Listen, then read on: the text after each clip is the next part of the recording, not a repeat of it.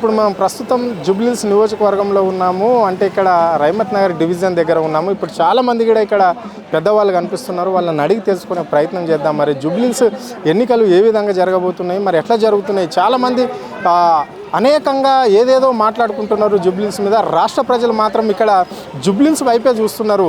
అంటే ఒరావరి ఉండబోతుంది ఎలక్షన్ అని చెప్పేసి ప్రజలు ఎప్పుడైతే నవంబర్ 11 తారీఖు వస్తుందో 14 తారీఖు గురించి ఎంతోమంది వెయిట్ చేస్తున్నారు ఈ రాష్ట్రంలో. చూద్దామని మరి వీళ్ళని అడిగి తెలుసుకునే ప్రయత్నం అయితే మనం చేద్దాం. జూబ్లీహిల్స్ ఎన్నికలు జరిగితే మరి ఏ పార్టీ ఇక్కడ ప్రజలు పట్టం కట్టే విధంగా ఉన్నారు, మరి ఎట్లా నడుస్తుంది? కొంతమంది మాత్రం ఇక్కడ అంటున్నారు ఎంతో ఇక్కడ ఎలక్షన్లో మాత్రం అనేక గొడవలు కూడా అయిపోతుంటాయి, ఇక్కడ ఓటు రిక్కింగ్ కూడా జరిగే అవకాశం కూడా కనిపిస్తుంది అని చెప్పేసి కూడా కొంతమంది మాట్లాడుకుంటున్న మాటలు ఈ రాష్ట్రంలో. ఇప్పుడు మరి వీళ్ళని కూడా అడిగి తెలుసుకునే ప్రయత్నం చేద్దాం. చెప్పండి సార్, ఎట్లా ఉండబోతుంది జూబ్లీహిల్స్లో ఎన్నికల ప్రచారం? ఎట్లా నడుస్తుంది? ఏ పార్టీ నడుస్తుంది? ఏ పార్టీ వైపు ప్రజలు ఉంటున్నారు? గతంలో ఇప్పుడు ఎవరైతే మాగంటి గోపీనాథ్ అన్న ఉండే కదా, ఆ గోపీనాథ్ అన్న కుటుంబానికే మంచి ఆదరణ ఉంది. ఆయనైతేనే ఇంకా మాకు పాలన మంచిగా జరుగుతుంది అనే కాన్సెప్ట్ ఉంది.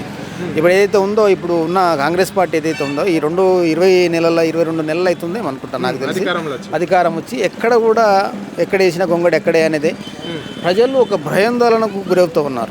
ఏ క్షణాన ఏం జరుగుతుందో ఏమనేది. ఇల్లు కట్టుకున్న చిన్నగా ఏదన్నా ఉంటుంది కదా, 50 గజాలు 20 గజాల్లో 30 గజాల్లో ఇల్లు కట్టుకున్న ఆయన కూడా మా ఇల్లు కూలిపోతాడు అనే కాన్సెప్ట్ వచ్చేసింది.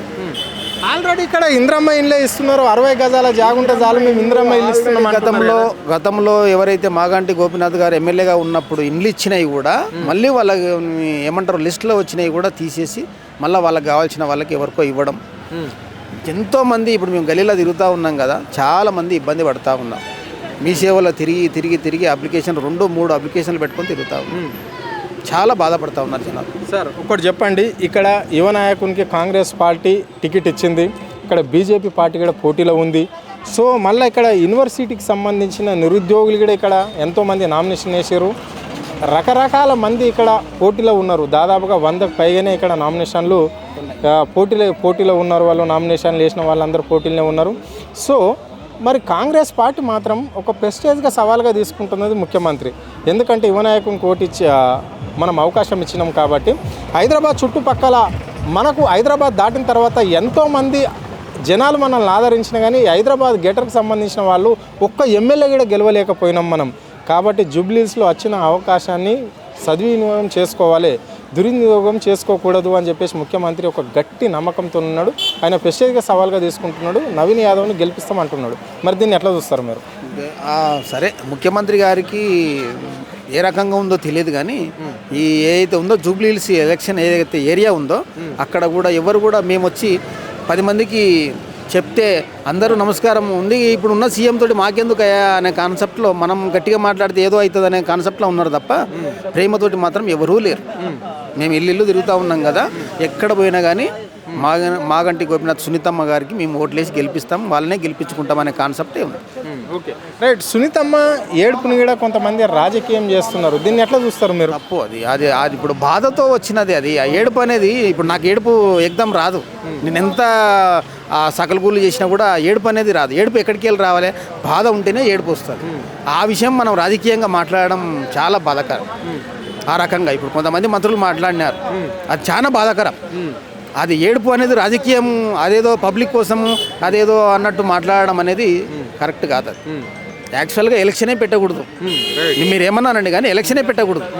ఎవరు ఆయన చనిపోయిండు, ఎమ్మెల్యేగా ఉండి చనిపోయిండు కాబట్టి వాళ్ళకి ఇనానిమస్గా గవర్నమెంటు అప్పచెప్పాలి, ఎవరు నిలబడకూడదు అని చెప్పేసి కాన్సెప్ట్ పెద్ద మనసులో లెక్కల ఆలోచన చేస్తే అది దానికి ఇంకా వాళ్ళకి ఇప్పుడు ఎవరు కూడా మనం అనుకున్నది ఏదో ఒకటి కావాలి, పబ్లిక్ని తప్పుదో పట్టాలి.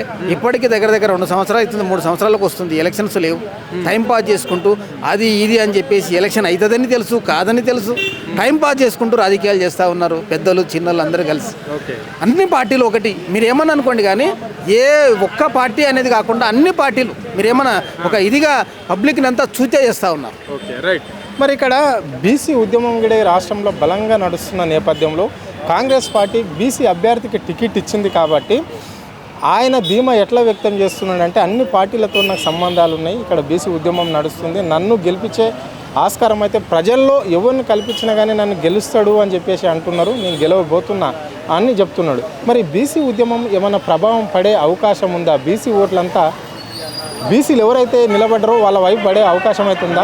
లేదు. ఎందుకు లేదు అని అంటే ఇప్పుడు ఊర్లో ఉన్నవాళ్ళు, మండలంలో ఉన్నవాళ్ళు, జిల్లా ఉన్నవాళ్ళు, ఎక్కడైతే కాన్స్టిట్యున్సీ ఒక ఎమ్మెల్యే గెలవాలంటే ఊర్లో ఉన్నవాళ్ళు, తాండా వల్ల ఉన్న ఊర్లో ఉన్న అందరు అనుకుంటే ఎమ్మెల్యే అవుతాడు. ఎమ్మెల్యే గారు అనుకుంటే రాష్ట్రంలో వాళ్ళ తీరు సీఎం గారిని అనుకుంటే అవుతుంది. సీఎం గారు ఎవరు అనుకుంటే అవుతుంది? పైన అనుకున్న వాళ్ళు ఉంటే నీవు 42% కాదు ఇంకొక 42% అన్నా వాళ్ళు అనుకుంటే వీళ్ళు అనుకుంటే అవుతుంది. నేను అనుకున్నది ఆయన ఒప్పడు, ఆయన అనుకున్నది ఈయన ఒప్పడు. మొన్న అందరం కలిసి మళ్ళీ ధర్నా చేస్తాం. అవును, జస్ట్ టైం పాస్. జనాలకు అంత అర్థమవుతుంది నేనేం మాట్లాడుతున్నా, వేరే వాళ్ళు ఏం మాట్లాడుతుండ్రు అని చెప్పేసి. ఇప్పుడు ఎలక్షన్స్ దూరం పోయినాయి. 42% నేను ఖచ్చితంగా ఇస్తా అనుకొని ముందుకు పోతున్నాం. ఎందుకు లేట్ అయినామో అనేది అంటే 42% కొట్లాడుతున్నా అని చెప్పుకోవడానికి. అందుకే స్థానిక నేను ఇప్పుడు అదే నా ధ్యేయం అని చెప్పేసి నేను కొట్లాడుతున్నా. ఎందుకు కొట్లాడుతున్నానంటే దానికోసం. అది కాదని తెలుసు. పబ్లిక్లో పోతే మేము రాము. ఉన్న క్లారిటీ చెప్తున్నా. సర్పంచ్ గెలవం, ఎంపీటీసీ గెలవం, ఏది కూడా గెలవం. ఏదో ఒక టైం పాస్ పెట్టేసేసి 42% వస్తేనే ఎలక్షన్, లేకుంటే లేదు అని చెప్పేసి ముందుకు వెళ్తా ఉన్నాం తప్ప వేరే ఎక్కడ. అందరికి అర్థమవుతుంది, రాజకీయ నాయకులకు, ప్రతి అక్కడున్న కాంగ్రెస్ పార్టీ కార్యకర్తకు కూడా అర్థమైంది ఎలక్షన్ ఎందుకొరకు ముందుకు పోతుంది అనేది కూడా వాళ్ళకు కూడా అర్థమైంది. Okay, right. అంటే ఇప్పుడు జూబ్లీస్లో ఎలాంటి ప్రభావం పడది అనే చెప్తా. ఏమంటారు, తెరాస బాజా బీఆర్ఎస్ పార్టీ అఖండ మెజార్టీతో ఘన విజయంతో గెలుస్తుంది. Okay, right.